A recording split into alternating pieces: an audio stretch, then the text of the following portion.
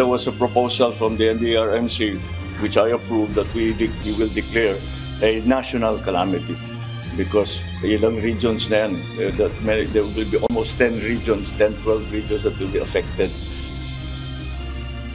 Pagdedeklara ng State of National Calamity kasama sa paghahanda sa inaasahang pagpasok ng Super Typhoon Uwan ayon kay Pangulong Ferdinand Marcos Jr. As I said the other day, we need whistleblowers. We need to compile more evidence. Independent Commission for Infrastructure naghahanap ngayon ng whistleblowers. Actually, nung unang araw ko dito sa LTO, may pumunta sa akin na lumabas sa social media na nagkiklaim siya na meron siyang Ferrari na yellow. Dilaw na Ferrari na nasita ng Land Transportation Office sa SCTEX. May ibang nag-aangkin. So, with regards to the electric cooperatives, this is a report as of 9 a.m. today. Yung affected provinces is 20. Nasa 1 milyong sambahayan sa Visayas Region, wala pa ring kuryente dahil sa bagyong Tino.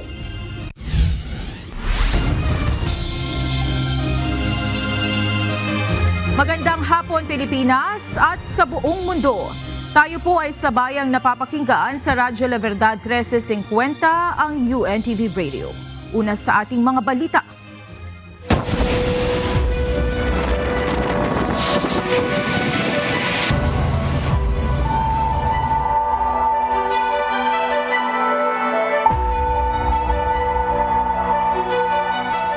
Inaprubahan na ni Pangulong Ferdinand Marcos Jr. ang rekomendasyon para sa pagdedeklara ng State of National Calamity. Kasabay nito, pinaghahandaan rin ng Pangulo ang mga ahensya ng pamahalaan sa posibleng pagdating ng isang super typhoon. Ito ang balita ni Nel Maribuhok. There was a proposal from the NDRMC, which I approved, that we will declare a national calamity. Because ilang regions na yan, there will be almost 10 regions, 10-12 regions that will be affected. Nagdesisyon si Pangulong Ferdinand Marcos Jr. na isailalim ang buong bansa sa state of calamity. Ito ang inanunsyo ng Pangulo kasunod ng pakikipagpulong sa mga opisyal ng pamahalaan sa headquarters ng National Disaster Risk Reduction and Management Council o NDRRMC kanina. Tinalakay dito ang estado ng mga lugar na lubhang napinsala ng bagyo. Ayon sa Pangulo, umabot sa 12 rehiyon ang apektado ng bagyo. Pinakamatinding tinamaan ang probinsya ng Cebu. Kaya naman inaprubahan ni PBBM ang rekomendasyon ng NDRRMC na magdeklara ng State of National Calamity. Dahil dito, mailalabas kaagad ang kinakailangang pondo na magagamit sa pagresponde sa mga naapektuhan ng bagyo. That gives us quicker access to some of the emergency funds, number one. Secondly, it mapapabilis ang ating procurement so that we don't have to go to the usual bureaucratic procedures and we can immediately provide assistance to the victims of the storms. Magpapatupad rin ang price freeze sa lahat ng pangunahing bilihin. Nakausap po mismo natin ang pamunuan ng DTI at sila po mismo ang patungkol sa price freeze or pag-monitor ng mga halaga ng basic commodities and items. Ito po ay pangkalahatan. 760 million pesos na financial assistance ang ibinigay ng Pangulo sa mga lugar na apektado ng bagyo. Kasunod ng pag-aproba sa deklarasyon ng State of National Calamity, pinaghahanda na rin ni Pangulong Marcos ang lahat ng kinauukulang ahensya ng pamahalaan para sa paparating na bagyong Uwan na nagbabantang maging super typhoon. Unfortunately, meron tayong inaabangan na parating na may potensyal na maging mas malakas pa. Itong natin napangalanan na Uwan. And so we are also preparing for that. Malaking hamon ngayon sa gobyerno ang pagresponde sa iniwang pinsala ng bagyong Tino at bagamat hindi pa tuluyang nakakabangon, paghahanda naman sa bagyong Uwan na maaari nang maramdaman ngayong weekend ang inaasikaso ng pamahalaan. Yung pinakamalaking problema na nakita namin is that yung tao na, yung lahat ng personnel natin nandun ngayon sa Visayas para asikasuhin nga ang relief and support ng pamahalaan doon, ay kailangan na natin pag-isipan kung ilan doon, kung sino doon ang pwede nang dalhin para paghandaan na yung uwan, which is going to hit central and northern Luzon. Mukhang ang landfall sa Cagayan na naman. Ayon sa Malacanang, nagpadala na ng first responders sa mga lugar na posibleng dadaanan ng super typhoon. Nel Maribuhok, UNTV News and Rescue. Diyos ang aming sandigan, serbisyo publiko ang aming pinahalagahan. Hindi pa matuluyang nakababangon sa pagkakasunod o sa magkakasunod na lindol na naranasan sa probinsya. Muli na namang nakaranas ng trahedya ang Cebu matapos salantain ng Bagyong Tino. Daang-daang bahay ang winasak na matinding pagbaha at libo-libong pamilya ang nawalan ng tirahan. Ito ang balita ni Joe Anano. Pagbalik ko dito, lahat ng bahay dito, inabutan na ng tubig. Lahat. Wala nang natira dito. Ang tubig napakalaki na. Parang dagat ng tubig. Lahat ng bahay naanod na. Walang natira. Ito ang kalagayang iniwan ng Bagyong Tino sa Barangay Biasong, Talisay City sa Cebu. Sa mga video, makikita ang mga bahay na winasak ng unos, mga pader na gumuho, mga kalsadang tinabunan ng putik, at mga tahanang nasira dahil sa pananalasa ng bagyo. Ang Managa River na dating pinagmumula ng kabuhayan ng maraming residente sa lalawigan, tila naging dahilan ng pagkasawi ng marami matapos itong umapaw at tangayin ng buong komunidad. Napakasakit dahil wala nang matitirahan. Yung bagyo pa, naghihirap pa sa lahat ng yung walang tubig, yung bigas, pagkakainin, naubos pa niya. Marami ngayon ang walang matirhan, walang makain at walang mainom na malinis na tubig. Kaya patuloy ang panawagan ng mga ito ng tulong para sa mga apektadong pamilya, lalo na sa mga batang naging biktima ng kalamidad. Sa gitna ng kalunos-lunos na sitwasyon, ilan sa mga residente ang nagsisimula ng maglinis. Nagtatayo ng pansamantalang tirahan gamit ang mga natirang kahoy at yero.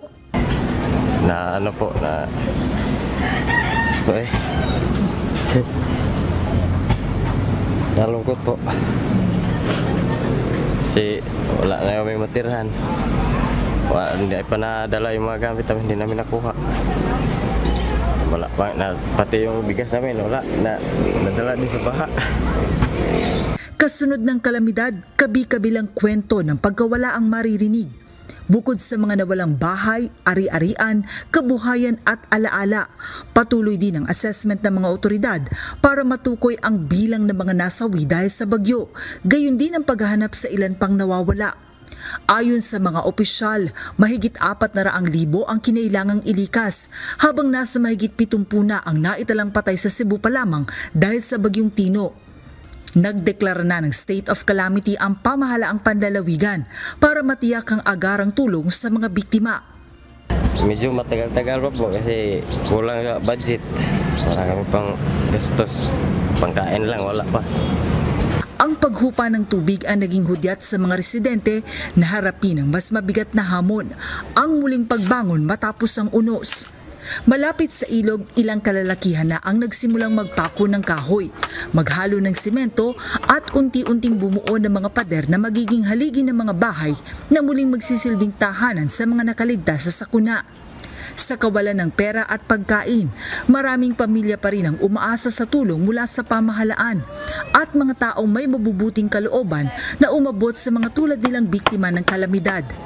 Samantala, tiniyak ng Department of Public Works and Highways o DPWH na ibibigay nila ang lahat ng kakailanganin ng Cebu upang makabangon mula sa pinsalang iniwan ng Bagyong Tino. Ayon kay DPWH Secretary Vince Dizon, mahigpit ang bilin ng Pangulo na ibigay sa mga alkalde ng lalawigan ang kanilang kailangan. Sa ngayon, sinisimula na ang clearing operation sa Cebu. Isa-isa na ring binubuksan ng mga kalsada at inaalis sa mga putik sa mga drainage system.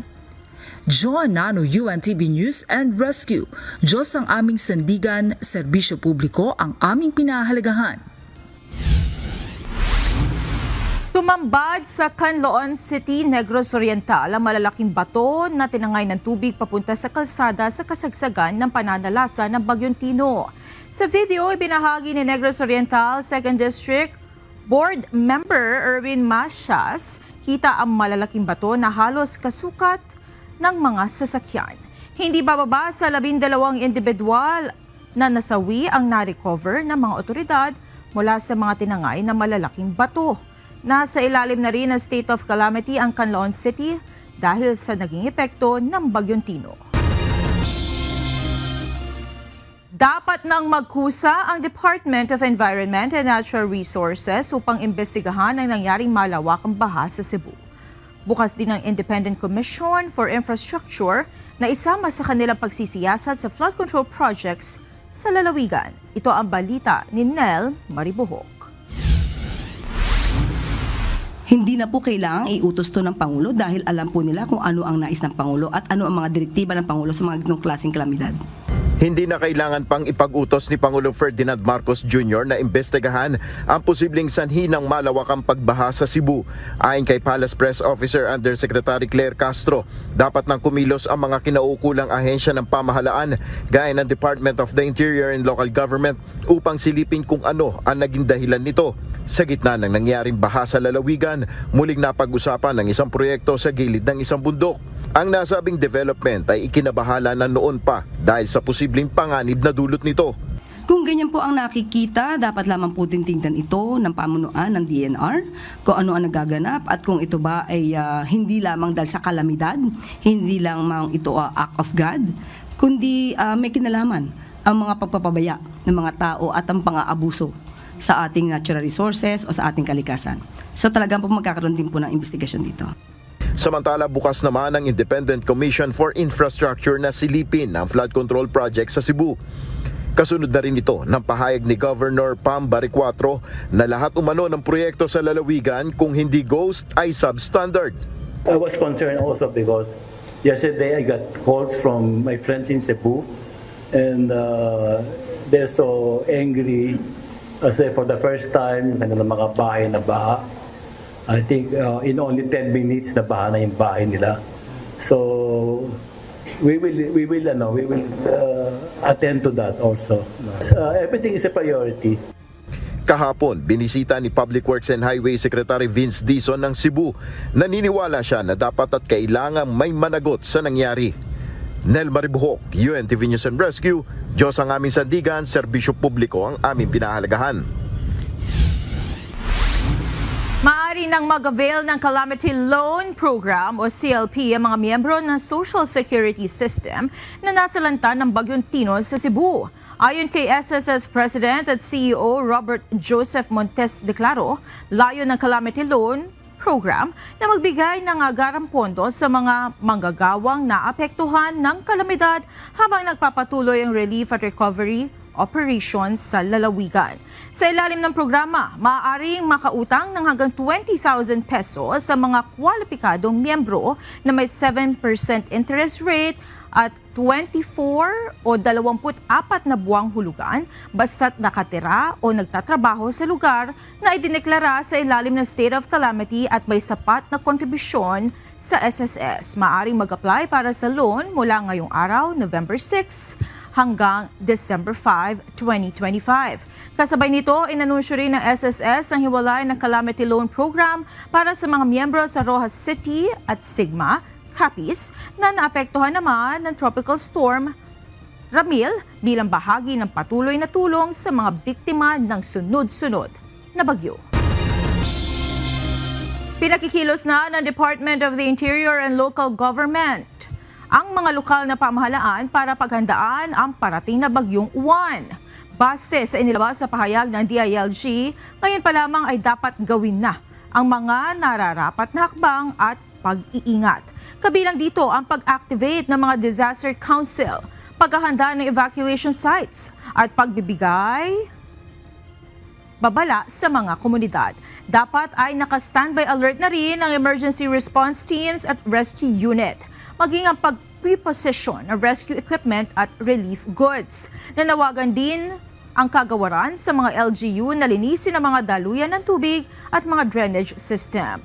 Gayon din na inspeksyonin ng mga kalsada at tulay at tiyaking handa ang mga evacuation center na may sapat na supply. Hinihikayat din ng mga Local Disaster Risk Reduction and Management Council na magplano para sa mga preemptive evacuation sa mga lugar na may mataas na peligro. Naghahanda na ngayon ang lalawigan ng Cagayan dahil sa posibleng pagtama ng super typhoon sa darating na weekend. Samantala, inilagay na sa state of calamity ang lalawigan ng Southern Leyte dahil sa naging epekto ng Bagyong Tino. Ito ang balita ni JP Nunez. The provincial governor has directed us to call for a pre-disaster risk assessment today. And we will be discussing on the pre-deployments and pre-positioning of the relief items. Itinuturing ng Cagayan ang kanilang lalawigan na catch basin ng tubig baha kapag mayroong malakas na bagyo. Kaya naman ngayon pa lang, nagsasagawa na ng pre-disaster risk assessment ang lalawigan.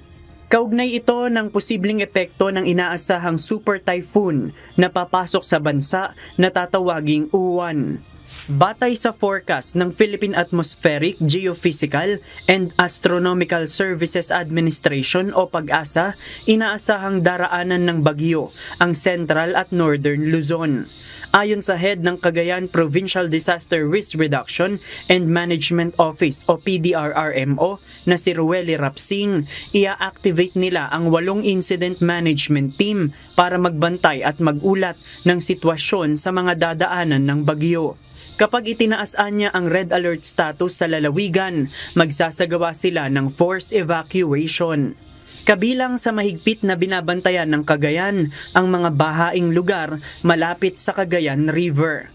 As early as now, nagpapaabiso na tayo sa lahat ng mga local chief executives natin and local MDRMO on the preparedness measures that they have to do. Noong nakaraang Setyembre, dinaanan din ng Super Typhoon Nando ang lalawigan ng Cagayan kung saan nag-iwan din ito ng matinding pinsala. Samantala, ang lalawigan ng Southern Leyte inilagay na sa state of calamity dahil sa naging epekto ng Bagyong Tino. Una itong tinamaan ng Bagyong Tino bago ang lalawigan ng Cebu. Ayon kay Southern Leyte Governor Damian Mercado, nasa halos 30,000 din na mga pamilya ang nagsilikas patungo sa mga evacuation area sa kasagsagan ng malakas na bagyo. Sa ngayon, problema nila ang pagkain. Nakapagbigay naman na ng ayuda ang Department of Social Welfare and Development o DSWD at mayroon na ring binili ang pamahalaang panlalawigan. Actually, yung problema namin, yung talaga, supply ng pagkain.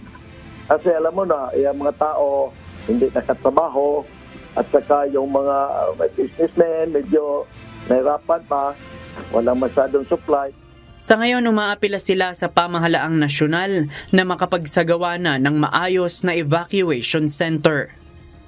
Sana mapabigyan talaga ng sa pamahalaan yung talagang evacuation center talaga ang design. Kasi ang ginawa natin dito, pag mag-evacuate, punta lang tayo sa mga school building. School buildings, hindi man yun talaga design para pag-evacuation center. JP Nunez, UNTV, News and Rescue. Diyos ang aming sandigan, serbisyo publiko ang aming pinahahalagahan. Nagsumite ngayong araw ng ika-4 na interim report at rekomendasyon ng Independent Commission for Infrastructure o ICI sa Office of the Ombudsman kaugnay pa rin ng anomalya sa flood control project sa bansa. Ayon sa ICI, marami pa ang susunod dito kaya nanawagan sila sa mga may alam sa issue at maaring magsiwalat ng iba pang impormasyon sa mga nangyaring anomalya. Ito ang balita ni Jed Naresina. As I said the other day, we need whistleblowers. We need to compile more evidence. Kailangan ng Independent Commission for Infrastructure ng whistleblowers. Ayon kay ICI Chairperson, Retired Justice Andres Reyes, para ito sa pangangalap ng karagdagang impormasyon at ebidensya upang higit na mapalakas ang mga kaso sa mga isinasangkot sa mga maanumalyang flood control projects. Kailangan namin mga nagsasalita, na nagsusumbong, nagtuturo. No? Kasi as I said the other day, these are criminal minds. Mga mastermind to eh. These are plan already na hindi sila makukulit. No? So may walang record, walang usapan. So at that point, I appeal to those people who have knowledge to come out and support us. Dagdag ng ICI chairperson, malaki ang may tutulong ng mga whistleblower upang mabuo ang koneksyon ng mga proponent o mambabatas sa iba pang kawani ng pamahalaan na posibleng sangkot sa issue. So, we just have to look sino nag-refer na official ng DBM o official ng Congress o official ng Senate. We just have to refer that. No? Wala naman sa records yung nag-refer eh. Wala naman nakalagay sa BPWS na referred by this person. So we have to go through other means to extract that information.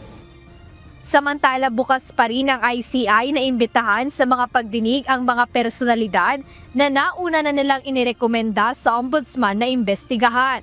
Kabilang narito si dating ako Bicol Party List Representative Zaldico at former Public Works and Highways Undersecretary Roberto Bernardo. The referral is only per case basis. They have the cases still with us. Marami sila mga kaso, mga 100. So we only referred in one case, but the others still remain with us. So we can still continue asking them, investigating them. Ipinauubayan na rin ni Justice Reyes sa Office of the Ombudsman ang pagsasampa ng mga kaukulang kaso sa mga sangkot na personalidad. It's up to them to evaluate because I think that's their discretion. We cannot force them to file. Tiniyak ni Justice Reyes na hindi nila ibinibinbin ang anumang impormasyong kanilang nakakalap at natatapos na pag-aralan. Hindi namin iniipon yung kaso. Pagtapos na namin, papal na namin, ayaw namin ipunin eh. No, kasi, mga masama iniipon eh. Baka sabihin ng tao may tinatago. So once we complete it, we file right away. Kasi ibang tao, they compile it for 1 month, then they file. Mahirap ba sabihin pa, meron kami delay. So once we are complete in our findings, and we have the typist to do it, we file right away. Ngayong aprobado na ang budget at staffing pattern ng komisyon, umaasa ang ICI na mapabilis ang pagsusumite nila ng interim report at rekomendasyon sa Office of the Ombudsman. Jed Neresina, UNTV News and Rescue. Diyos ang aming sandigan, serbisyo publiko ang aming pinahahalagahan. Naniniwala si House Assistant Minority Leader at Akbayan Party List Representative Shel Jokno na dapat isapubliko ng liderato ng Kamara ang Statement of Assets, Liabilities and Net Worth o SALN ng nagbitiw na kongresistang si Zaldico. Gayon din ang iba pang kongresistang idinadawit sa maanumalyang flood control projects. Ito ang balita ni Rosalie Cos. I think the House leadership should release the silence of everyone whose names have been implicated in these anomalous projects and transactions, as long as they were members of the House. Kahit hindi na miyembro ng House of Representatives si Zaldico, dating House Appropriations Panel Chairperson at nagbitiw na ako Bicol Representative, maaari pa ring isapubliko ng Kamara ang Statement of Assets, Liabilities and Net Worth o SALN nito. Yan ang paniniwala ni House Assistant Minority Leader at Akbayan Party List Representative Shel Jokno. Kaya ang panawagan nito sa liderato ng Kamara, ilabas ang SALN ni Nako at iba pang kongresistang idinadawit sa maanumalyang flood control projects. Dagdag pa nito, matagal na rin dapat hiningi ng Independent Commission for Infrastructure, Department of Justice at Ombudsman ang SALN niko. Dapat may labas na dapat ang kanyang SALN. And I do hope that the government is already requesting this. Dapat matagal na nilang hinihingi rin yan sa ating House leadership. Ngayon, ang next step doon, so baseline yun. Ito na, nakita natin yung SALN. So, ito yung mga kinita niya, ito yung mga hari-harian niya. The next step is investigation. Sang-ayon naman dito si Tingog Party List Representative Jude Asidre. Gayunman, hindi ito nakatitiyak kung masasakop pa rin ng polisiya ang ipapasa ng Kamara kaugnay ng SAL and disclosure ang mga hindi nakasalukuyang miyembro ng kapulungan ng Kongreso. Maganda sana to provide clarity. In fact, dapat yung historical para makita natin kung gaano siya kayaman before siya nag-congressman at gaano siya yumaman during his term of office. It would be good to look at it. But then again, we as a deliberative body, as I mentioned earlier, all the rules will have to be passed not simply by a few people but have to be approved by the plenary. Wala pang tugon si Speaker Bogie D sa panawagang isa-publiko ang SAL-N ni Nako at iba pang kongresistang idinadawit sa mga questionabling flood control projects.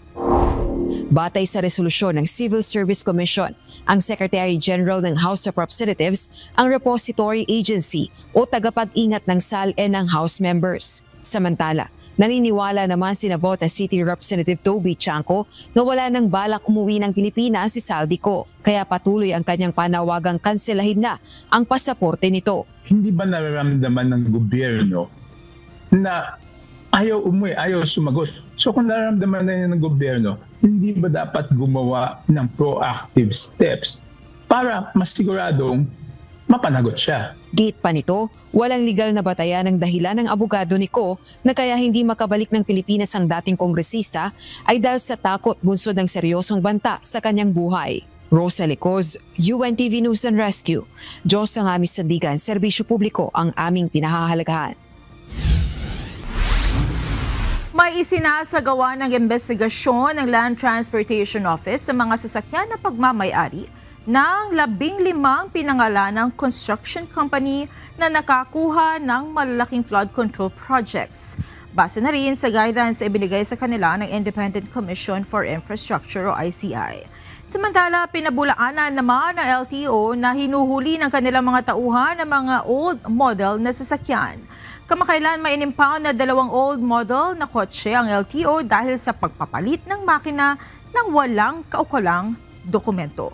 Ito ang balita ni Benedict Samson. Kami naman po, sumusunod lang kami doon sa guidance ng ICI.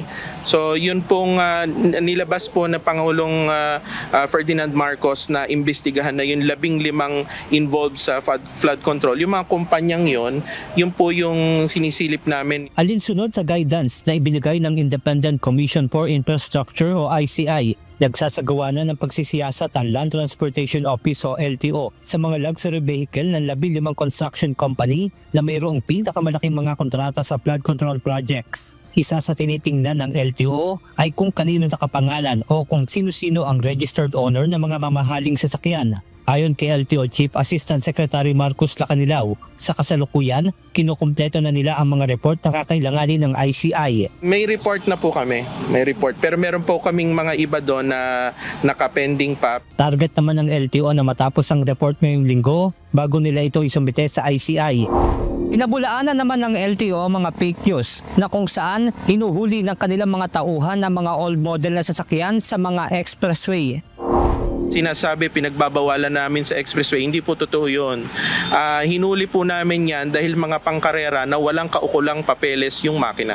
Noong November 3, sinita ng mga tauhan ng Land Transportation Office ang 2 old model na sedan sa Mamplasan Rotunda sa Santa Rosa City, Laguna nang hanapan ng mga dokumento. Dito natuklasan ng LTO na walang kaukulang papeles ang ginawang pagpapalit ng makina ng 2 sasakyan. Yung mga na-impound po namin, yan po yung mga race cars na akala natin lumang kotse, hindi po sila basta lumang kotse, pangkarera po yung mga yan.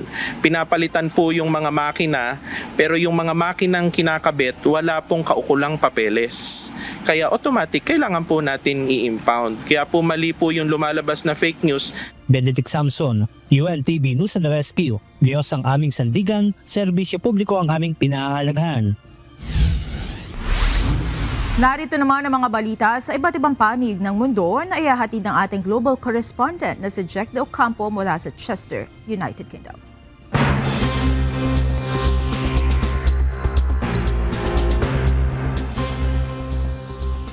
Yes, Monica, libo-libong flights na ang nadidelay o nakakansela mula pa noong linggo sa Estados Unidos dahil sa staffing shortage, bunsod ng halos 2 buwang government shutdown.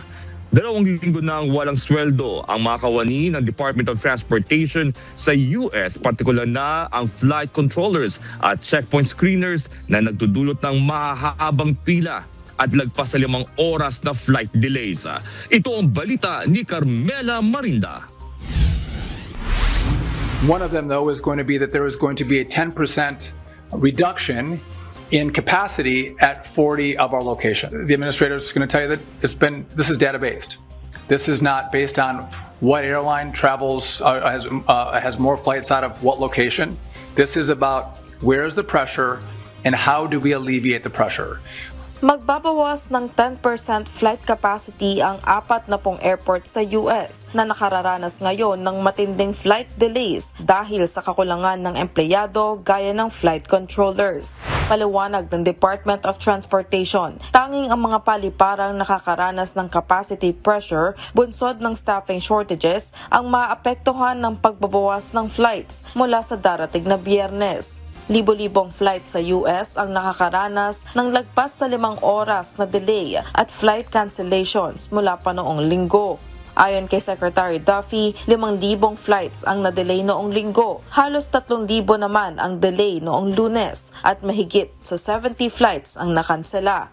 Babala pa nito, mas lalo lamang ito lalala dahil 2 linggo nang walang sweldo ang mga empleyado ng Department of Transportation. Pinakapektado ng flight delays ang Chicago O'Hare International Airport, Newark Liberty International Airport sa New Jersey, JFK International Airport sa New York at Hartsfield-Jackson Atlanta International Airport na mayroon halos 1,000 flight delays at 35 cancellations.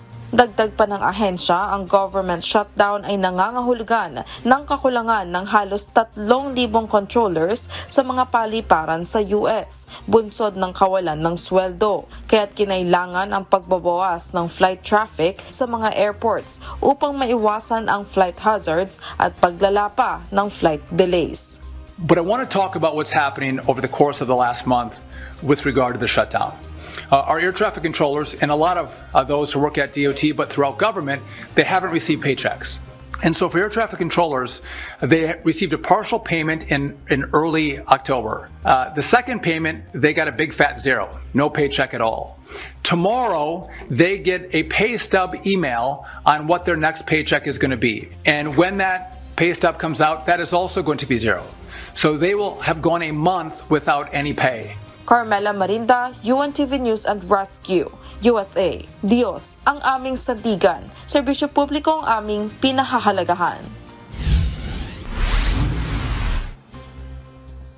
Muling kinundina ng North Korea ang Estados Unidos dahil sa patuloy na pagkapataon nito ng mga bagong parusa laban sa Pyongyang. Ito ay kasunod ng hakbang ng Washington na parusahan ang ilang individual at grupo na sinasabing sangkot sa cyber-related money laundering schemes sa North Korea.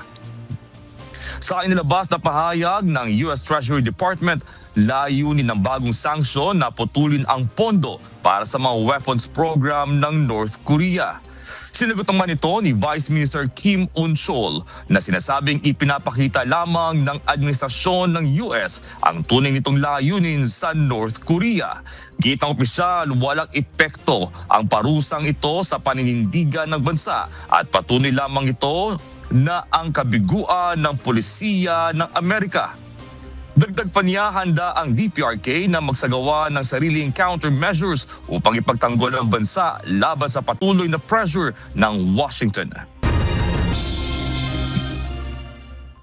Naghain ng kaso si Mexican President Claudia Sheinbaum laban sa isang lalaking nambabastos sa kaniya sa gitna ng isang pampublikong pagtitipon sa Mexico City. Kinundina ng mga grupo ng kababaihan ang insidente bilang patunay ng patuloy na kultura ng makismo o machismo sa bansa, kung saan maging ang Pangulo ay hindi ligtas sa pang-aabuso. Ito ang balita ni James Hilario. Pero decidí levantar denuncia porque esto es algo que viví como mujer, pero lo vivimos las mujeres en nuestro país. Hindi mananahimik si Mexico President Claudia Sheinbaum matapos makaranas ng pambabastos habang naglalakad sa isang kalsada sa Mexico City. Sa kuhang video, makikitang nagsasalita siya sa grupo ng mga taga-suporta malapit sa National Palace sa Mexico City nang biglang lapitan ng isang lalaki sa likod at hawakan siya at subukang halikan. Agad umatras si Sheinbaum sa kapinigil ng kanyang aide, ang lalaking anya ay lasing. Inaresto ang suspect na umano'y ng abuso na rin sa ibang kababaihan sa lugar.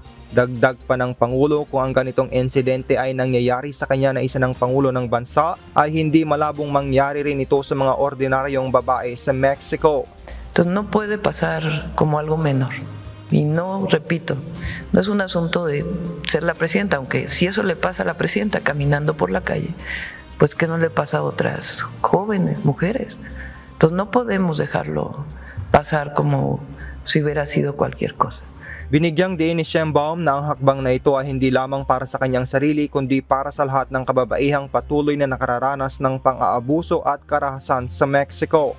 Anya, panahon na upang maglagay ng hangganan sa ganitong asal na patuloy na umiiral sa lipunan. Es un tema de dignidad de las mujeres y de reconocimiento de nuestros derechos. Publicamos una cartilla de derechos de las mujeres y tiene que ver con eso. Y es un asunto de defensa de todas las mujeres mexicanas y particularmente de las jóvenes que muchas veces viven esto en las calles de la Ciudad de México y de otras ciudades y otros lugares de nuestro país. Sa kabila ng pangyayari, tiniyak ni Sheinbaum na hindi siya magbabago ng estilo sa pamumuno at patuloy na lalapit sa mga mamamayan. Ginawa nito ang pahayag sa gitna ng pangamba sa seguridad matapos din ang pagpatay sa isang alkalde sa estado ng Michoacan ilang araw na ang nakalilipas. Nagpahayag naman ng suporta ang mga women's rights groups na nagsabing dapat maging halimbawa ang Pangulo sa pagharap sa ganitong uri ng karahasan. Ayon sa datos, 98% ng mga kaso ng gender-based violence sa Mexico ay nananatiling hindi napaparusahan. Isa ito sa mga isyong ipinangakong tututukan ni Sheinbaum noong panahon ng kanyang kampanya. James Hilario, UNTV News and Rescue. Diyos ang aming sandigan, serbisyo publiko ang aming pinahahalagahan. Sinuspindi ng Civil Aviation Authority of Vietnam o CAAV ang operasyon ng 5 paliparan simula nitong Huwebes ng hapon bilang paghahanda sa pagdating na bagyong Kalmegi sa gitnang bahagi ng bansa ngayong gabi. Kabilang sa mga isinarang paliparan ng Bon Matut, Leyco Tuiwa, Chulay at Phuket, kung saan inaasahang mararanasan ang malalakas na hangin na aabot sa 117 kilometers per hour at malakas na ulan. Ayon sa CAAV, ipatutupad nila ang mga hakbang upang matiyak ang kaligtasan ng mga pasahero gayon din ng mga airport personnel kasunod ng pansamantalang kanselasyon at pag-adjust ng ilang domestic flights mula Hanoi at Ho Chi Minh City. Batay sa ulat ng National Center for Hydrometeorological Forecasting, taglay ng bagyo ang hangin na umaabot sa 183 kilometers per hour at inaasahang tatama sa pagitan ng Quangay at Gialay ngayong gabi hanggang hating gabi. At yan ang mga balita mula sa iba't ibang panig ng mundo. Mula dito sa Chester, United Kingdom, ako si Jack De Ocampo. Magandang gabi.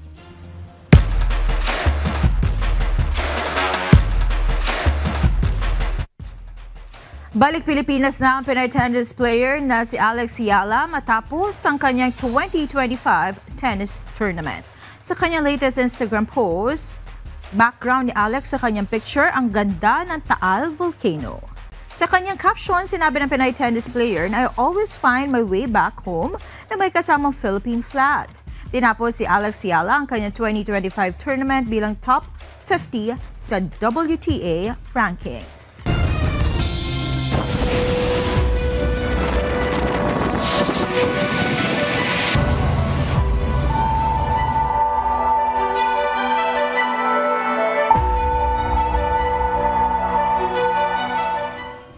Brownout pa rin sa ilang bahagi ng Visayas Region kasunod ng pananalasa ng Bagyong Tino. Ayon sa National Grid Corporation of the Philippines, ilan pang transmission lines ang patuloy nilang isinasaayos.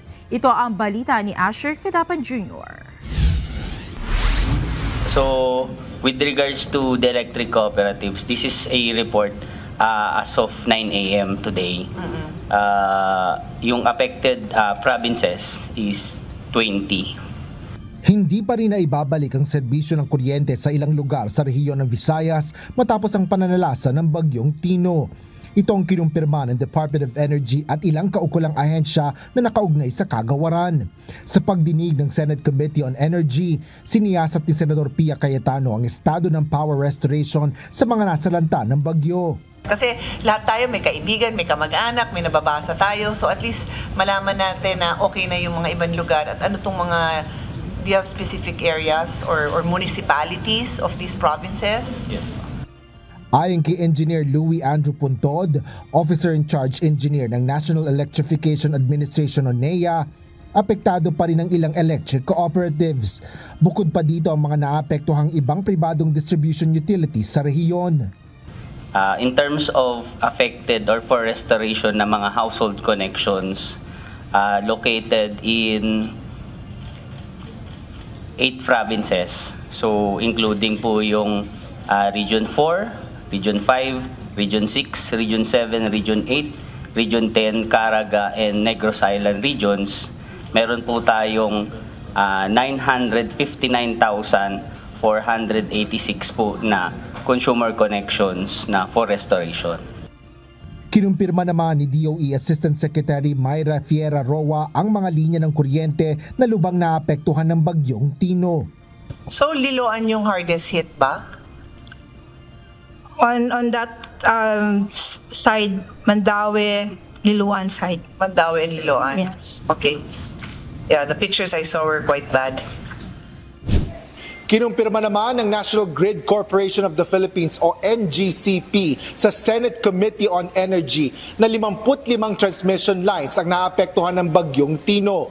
Ngunit naibalik na sa normal na operasyon ang 50 sa mga ito. So the bulk is restored, pero yung remaining 5 is still big, no? Still big, obviously. Yes, Madam Chair. Yeah. And our target completion for that would be until tomorrow. But kahit matapos kami, there would be continuing works for the distribution side. Kabilang sa mga apektado pang transmission lines ay nasa Cebu at Leyte.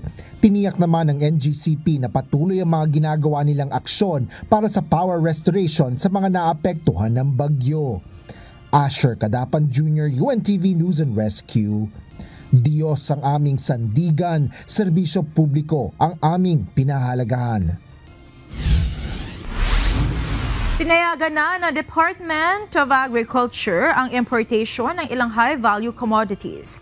Layunin nitong mapanatiling balanse ang supply at presyo sa merkado sa gitna ng pagdeklara ng State of National Calamity at babala ng panibagong bagyo. Ito ang balita ni Mia Alonzo. Yung sa sugar, basically hindi naman ganun kalaki, mga 100 hectares lang yung naapektuhan. So in the whole scheme of things, it's very small. Pero it's just surprising na nangyari yung ganitong sitwasyon sa sugar industry dahil normally hindi sila tinatamaan. Itinuturing ng Department of Agriculture na kakaibang pangyayari o unusual sa sugar industry ang naging pinsala ng bagyong Tino. Ayon kay Agriculture Secretary Francisco Tiu Laurel Jr., bihira umanong tumama ang mga bagyo sa mga sugarcane growing areas sa bansa, pangunahin na sa Negros. But we're still gathering data dahil affected din actually mga DA stations natin. Sa Cebu nga, yung DA Cebu Regional, yung RD doon, group doon, ni-rescue rin kahapon. So, but initial reports dictate ang sugar, ang rice natin wala masyadong tinamaan dahil halos lahat na harvest na. Ang sugar may tama ng konti due to flooding and it's very unusual nga na may naging flooded areas dun sa Negros. Batay sa initial assessment ng Department of Agriculture sa Western at Eastern Visayas, umabot sa 13.26 million pesos ang naitalang pinsala sa agrikultura. Ilan sa nasira ang mga tanim na palay, mais, high-value crops, gayon din ang ilang livestock, poultry at pasilidad pang agrikultura. Tinatayang nasa 742 na magsasaka ang apektado na may production loss na 613 metric tons sa mahigit 515 ektaryang sakahan. Kaya naman bunsod ng idineklarang state of national calamity at ang posibleng pagpasok ng panibagong bagyo, pinahintulutan ng Department of Agriculture ang importation sa ilang high-value commodities para sa balancing presyo at supply nito. As of the moment, nag-allow na tayo ng importation of carrots. May dumating ng carrots since last week. For October, if I remember correctly, 1,600 tons ang pumasok na carrots. May konting broccoli rin papasok. Red onion, white onion, tuloy-tuloy ngayon ang importation dahil nga wala naman tayong local production. Sa isda naman, nagpa-import ako ng 55,000 tons ng galunggong until mid-January next year. Tapos there's another certificate of necessity na 22,000 tons for other types of fishes like mga puset, mga sardinas, mga isda na not produced or harvested from the Philippine waters. Dagdag pa ni Secretary Chu Laurel, base sa kanilang inspeksyon, puno pa ang lahat ng cold storage facilities sa Metro Manila, kaya mataas ang kumpiyansa ng kagawaran na sapat ang supply hanggang sa nalalapit na holiday season. Gayunman, hindi iniaalis ng Department of Agriculture ang posibilidad ng karagdagang importasyon sakaling magkaroon ng biglaang kakulangan sa supply. Tiniyak naman ng kalihim na agad ihihinto ang importasyon ng gulay sa oras na magsimula ang harvest season upang hindi maapektuhan ang kita ng mga lokal na magsasaka. Tinitignan din ng ahensya ang pagkakaroon ng mas malawak na price freeze sa ilang bahagi ng bansa dahil sa idineklarang state of national calamity. Subalit nilinaw ng DA na posibleng hindi ito maging applicable sa buong bansa. Malamang hindi national ang price freeze. Kasi each area or each province has another customer province kung saan may deficit. Baka doon, if the market of a particular province is Metro Manila, then pwedeng sa Metro Manila mag-price freeze because of what happened to a particular province. Sa ngayon, pinag-aaralan muna nila kung saang lugar at kung anong partikular na produkto ang magkakaroon ng shortage upang maimplementa ang price freeze. Inaasahang sa Biyernes hanggang Sabado, magkakaroon ng mas malinaw na target ang ahensya. Samantala, binubuksan na rin ng DA ang posibilidad na gawing available ang 20 pesos na bigas sa lahat. Kung pwede ko lang ibigay ng DA yung bigas sa tao na tinamaan ng calamity, mas gusto namin yun. Kaya lang the law does not allow us. But then the answer to that question is yes. Kung hiningi ho ng LGU yan, gagawin ho namin yan. Mia Alonso, UNTV News and Rescue. Diyos ang aming sandigan, serbisyo publiko ang aming pinahahalagahan. Isinailalim na sa state of calamity ang buong lalawigan ng Palawan sa special session kanina umaga. Inaprubahan ng Sangguniang Panlalawigan ang resolusyon para rito. Sa ilalim ng state of calamity, magagamit na ang 90 million pesos na pondo ng lalawigan para sa rehabilitasyon at agarang tulong sa mga nasalanta. Nananawagan din ng Sanggunian ng tulong mula sa mga pambansang ahensya, gayon din mula sa mga pribadong grupo at individual. Nakatakdang dumating ngayong gabi sa Villamor Air Base sa mga labi ng 4 na miyembro ng Philippine Air Force na nasawi sa pagbagsak ng Superway helicopter sa Agusan del Sur. Gagawaran sila ng Heroes Honors at sasalubungin ng mga kaanak at mga opisyal ng Air Force. Ito ang balita ni Ryan Lacanlale live.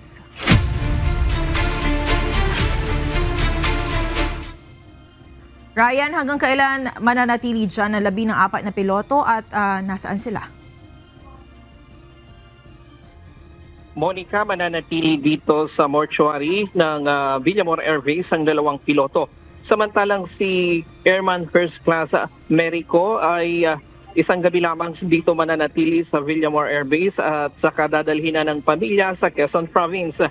Si Sergeant Golfo naman ididiretso na ng pamilya mamaya sa Noveleta, Cavite. Pasado alas 7 ng gabi, inaasahang lalapag dito sa Villamor Air Base ang C-130 aircraft.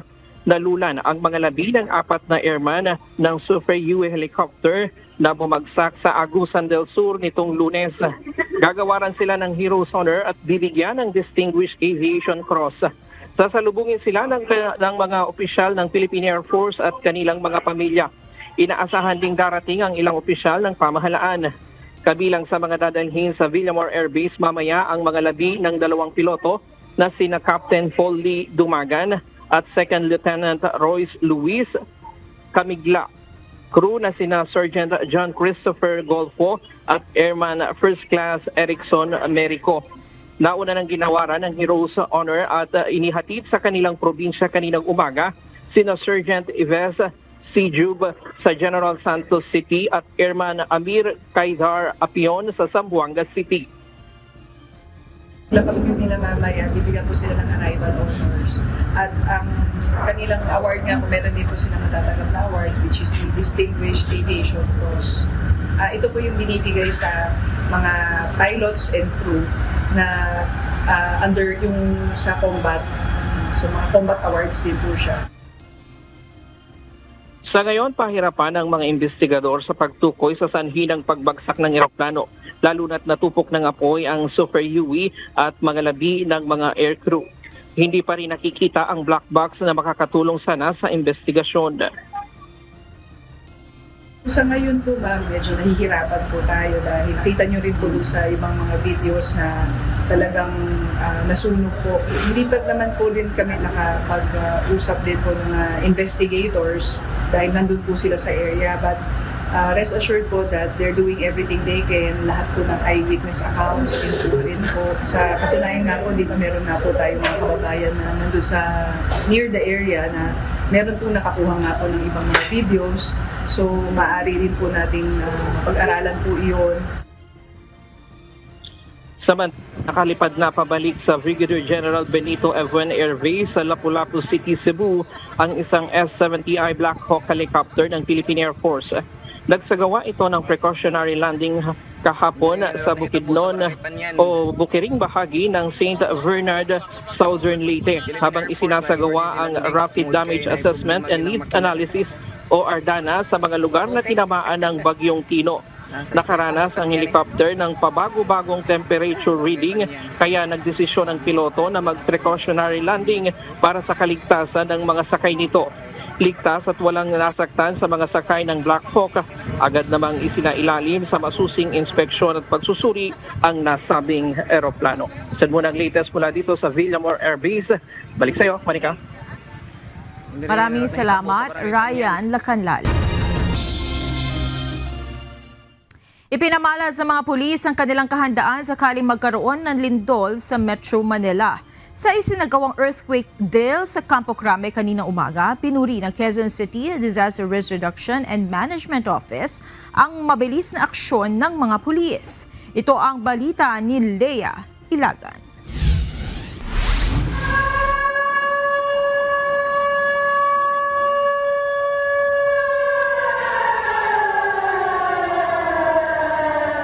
Patuloy na nag-improve po sa kanila pong ginagawang evacuation. Mas napapabilis yung kanila pong paglabas mula sa kanilang mga respective offices papunta sa kanilang mga assembly areas. Kalmado ang mga pulis na nag-duck, cover and hold sa kanilang opisina pagkarinig ng sirena. Sa pangalawang tunog, mabilis silang lumabas ng gusali, dala ang kanilang go bag patungo sa kanilang mga quadrant. Dito nagsagawa sila ng head counting, kung saan nag-report sila sa kanilang team leaders. Ang aktibidad ay bahagi ng isinasagawang simulation ng earthquake drill ngayong araw. May ilan naman na nagsilbing pasyente na binigyan ng agarang atensyong medikal ng mga responder. Ipinakita rin ang mabilis na pagdating ng ambulansya para isakay ang kunwaring nasugatan. Sa ikatlong alarma, nagtungo ang mga pulis sa harap ng PNP National Headquarters para sa pangkalahatang assessment at evaluation sa isinagawang drill. This is very important, lalo-lalo na sa ating mga kapulisan. It is because ang kapulisan ang isa sa mga inaasahan ng ating mga kababayan to ensure their public safety and to help assist pagdating ng kalamidad. Kasunod ng drill, hinikayat ng PNP ang mga pulis na seryosohin ang ginagawang mga preparasyon para sa kanilang kaligtasan at maging ng kanilang pamilya.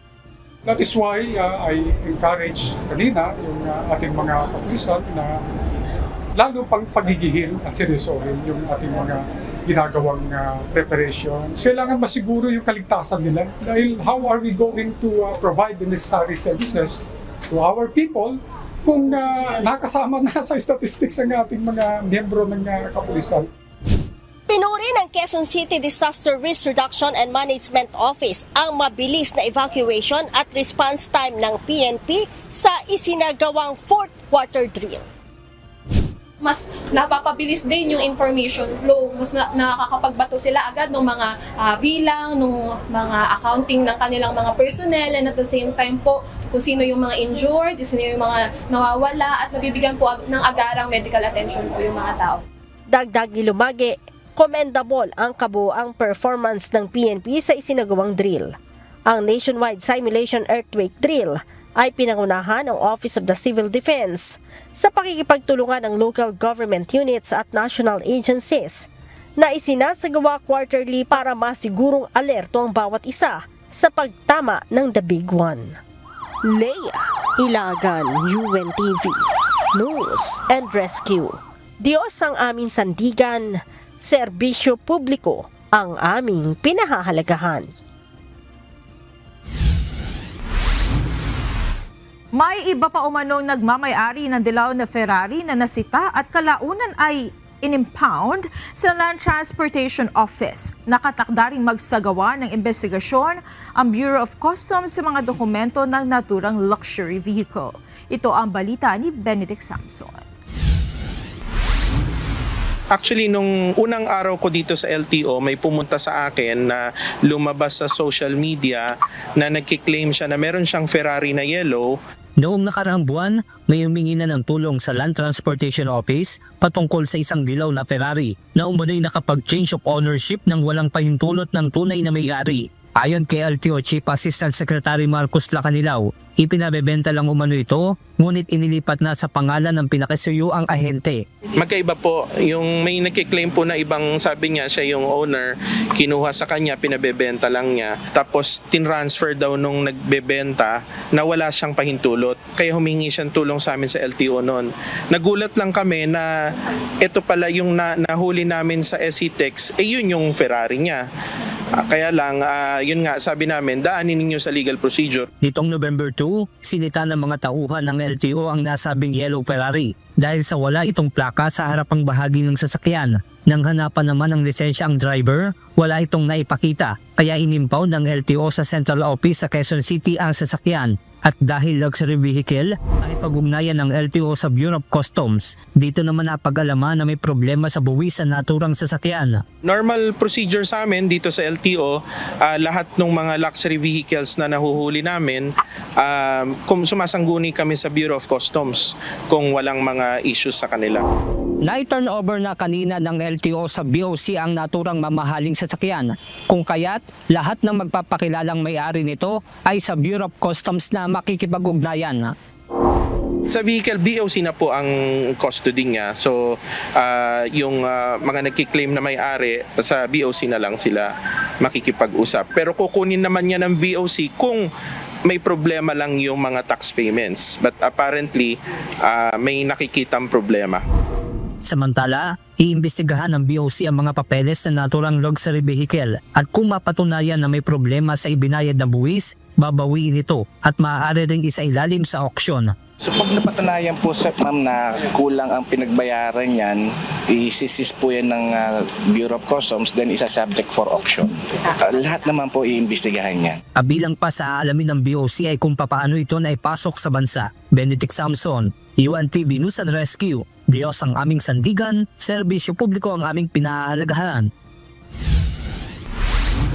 Nagpaalala ang Department of Budget and Management o DBM sa lahat ng tanggapan ng gobyerno na gawing simple, makabuluhan at may malasakit ang pagdiriwang ng holiday at year-end activities ngayong taon. Ayon kay Budget Secretary Amina Pangandaman, dapat maging maingat at sensitibo ang mga kawani sa paggastos ng pondo ng bayan, lalo na't maraming Pilipino ang naapektuhan ng mga nagdaang kalamidad. Pinagdidiin ng DBM na bawal ang paggamit ng pondo para sa mga gastusing itinuturing na irregular, unnecessary at extravagant, kabilang na ang mamahaling venue, alak at engranding party.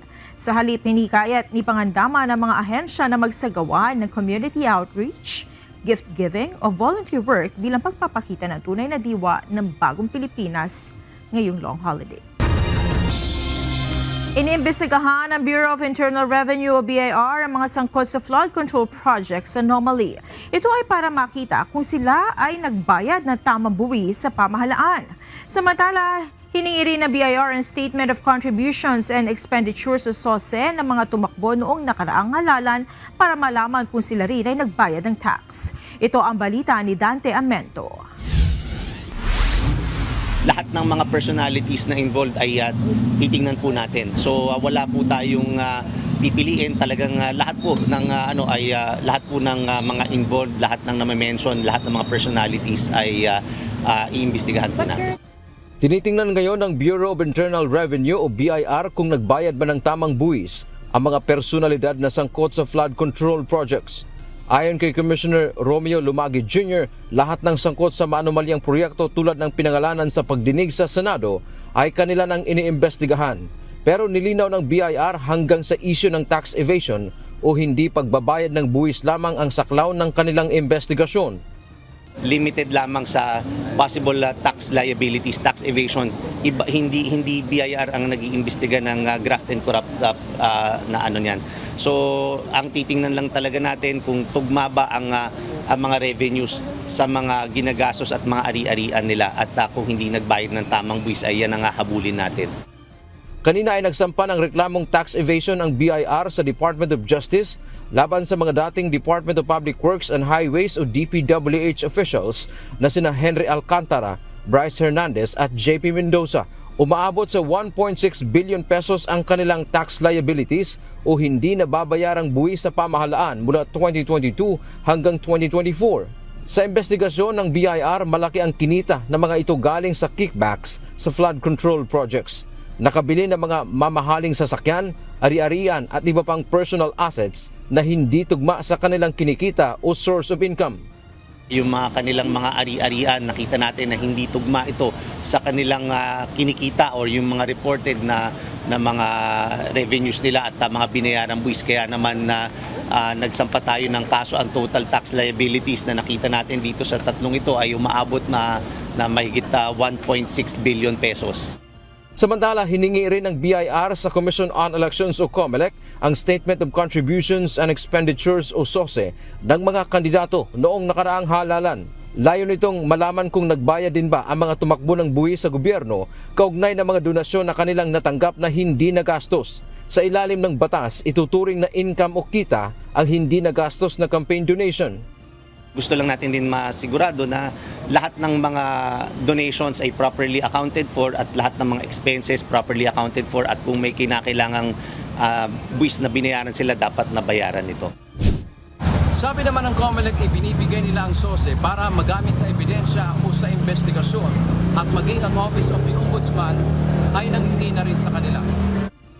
Tandaan natin na yung BIR, ang kanila naman pong tinitingnan dyan ay yung bang donation ay na-report. May pinanggalingan ba yung donasyon? Dante Amento, UNTV, News and Rescue. Diyos ang aming sandigan, serbisyo publiko ang aming pinahahalagahan.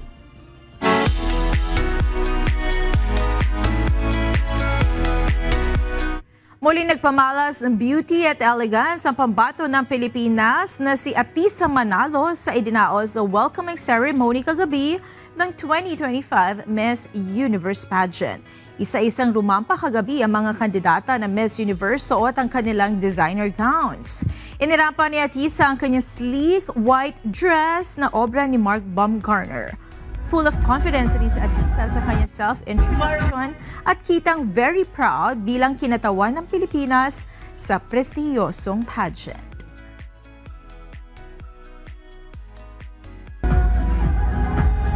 Maria Atisa Manalo, Philippines! Idaraos ang 74th Miss Universe competition at live na gaganapin sa Impact Arena sa Bangkok, Thailand sa darating na November 21. Kinaranahan bilang Miss Earth 2025 si Natalie Puskinova ng Czech Republic. Tinalo niya ang nasa 78 mga kandidata mula sa iba't ibang mga bansa na sinubukan sungkitin ang titulo ng Miss Earth ngayong taon.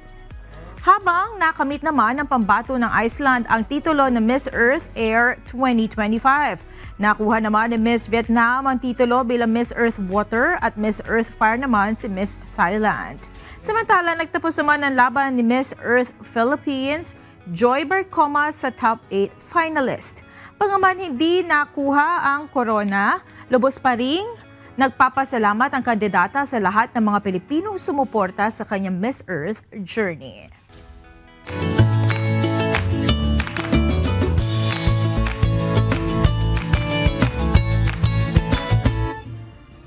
Narito naman ang ating mga naging kausi ngayong araw ng Huwebes. Maraming salamat po at shoutout kina Noel Ombak, Charlie Villanueva, Sara de Guzman, Jerome Fabregas, Sonny Palma at Gilbert Lastimosa.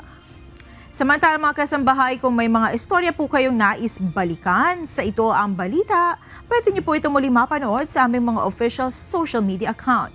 Magtungo lamang po sa UNTV News and Rescue YouTube channel at i-click ang subscribe button. Gayun din sa aming Facebook, Instagram, X at TikTok accounts. Mapapanood nyo rin po rito ang iba pang news programs ng UNTV, pati na ang iba pang video ng nag-iisang public service channel. Kaya subscribe, like, and share. Narito naman po ang salita ng Diyos na ating sandigan mula sa aklat ng Kawikaan, Kapitulo 21, versikulo 24 na nagsasabi, ang palalo at mapagmataas sa tao, manglilibak ang kanyang pangalan. Siya'y gumagawa sa kahambugan ng kapalaluan.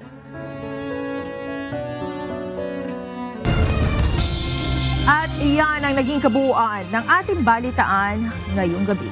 Aming inilahat ng buong katapatan kung paano namin nasaksihan. Kayo'y makapagtitiwala na ang aming nakita at narinig ang aming ibinabalita. At dito sa UNTV, Diyos ang aming sandigan, serbisyo publiko, ang aming pinahahalagahan. Magandang gabi.